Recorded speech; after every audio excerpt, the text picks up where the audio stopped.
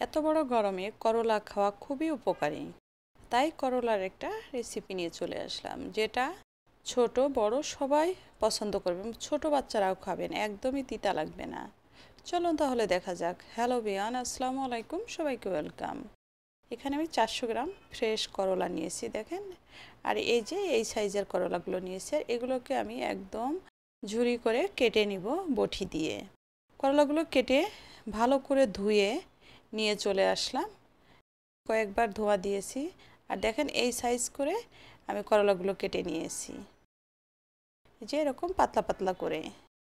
এখন এটাই আমি হাফ চা চামচ লবণ দিয়ে দিব এবং আলতোভাবে করলার সঙ্গে লবণগুলো মাখিয়ে করলাটা রেখে দিব 5 মিনিটের জন্য। করলা সবাই ভাজি করতে জানেন, তাই না? কিন্তু আমি যেভাবে করি, এইভাবে করলে না করলাটা তেল কম লাগে এবং তিতা কম লাগে।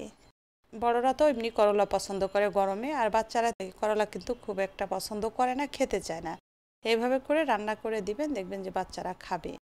5 মিনিট পর চলে আসলাম, দেখেন এটা কতটা সফট হয়ে গেছে। এখন এইভাবে একটু ভালো করে কচলিয়ে কচলিয়ে কিছুটা পানি এখান থেকে বের করে ফেলে দিব।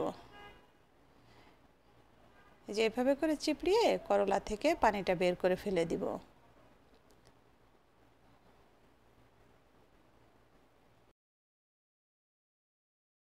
সবগুলো করলা চিপড়িয়ে একটা প্যানে দিয়ে দিলাম।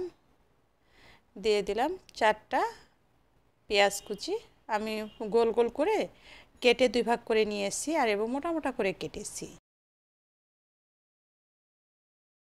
এখন একটু হাত দিয়ে এভাবে করে ভেঙে ভেঙে দিব, যেন জয়েন্ট হয়ে কোথাও না থাকে, তাহলে কিন্তু করলাটা তো বেশি পাতলা, এটা কিন্তু মানে আলাদা সিদ্ধ হবে না। আর একদমই অল্প টাইমে করলাটা আমি ভাজি করব। দিয়ে দিলাম সামান্য একটু হলুদ এবং কয়েক ফালি কাঁচামরিচ আর 2 টেবিল চামচ সরিষার তেল। হলুদটা আপনারা স্কিপ করতে পারেন। আমার কাছে না করলা একটু হলুদ দিলে ভাত মাখানোর পরে না হলুদ হলুদ লাগে, দেখতেও ভালো লাগে, খেতেও ভালো লাগে, সুন্দর একটা কালার আসে ভাত। অনেকে হলুদ খায় না করলায়, যারা হলুদ না খান তারা হলুদটা স্কিপ করতে পারেন, কিন্তু আমি যেভাবে করি এইভাবে করে রান্না করে খেয়ে দেখবেন। ভালো করে মাখিয়ে ঢাকনা দিয়ে ঢেকে 2 মিনিট রান্না করে নিলাম। এখন আর ঢাকনা দিয়ে ঢাকবো না, আমি আর 2-3 মিনিট করলাটা ভাজি করব ঢাকনা ছাড়াই। নাড়াচাড়া দিব আর উলট পালট করে এভাবে ভাজি করবে। একদমই কম টাইম লাগে এভাবে করে ভাজি করলে। করলাটা যখন আমি লবণ দিয়ে মাখিয়েছি তখন দেখেছেন যে কতটা সফট হয়ে গেছে, আর এখন জাস্ট একটু ভাপে সিদ্ধ হয়ে যাবে। দেখেন হয়ে আসছে, কিন্তু একটু নাড়াচাড়া দিয়ে এভাবে উলট পালট করে ভাজি করে নিলাম। আমি একটু এখন আপনাদের দেখিয়ে দিব, দেখেন যে একদম সুন্দরভাবে কিন্তু সিদ্ধ হয়ে গেছে, একদম সফট হয়ে গেছে এবং যতটুকু তেল দিয়েছি তেলটা ছেড়ে দিয়েছে। দেখেন একদম গলে গেছে, কিন্তু করলাগুলো আস্ত আস্ত, করলা কিন্তু গলে নাই। করলাটা আস্ত থাকবে এবং সিদ্ধ প্রপারভাবে হবে এবং তেলটা ছেড়ে দিবে। তৈরি হয়ে গেল আমার করলা ভাজি। চমৎকার একটা, মানে কি দারুণ যে একটা ফ্লেভার আসছে।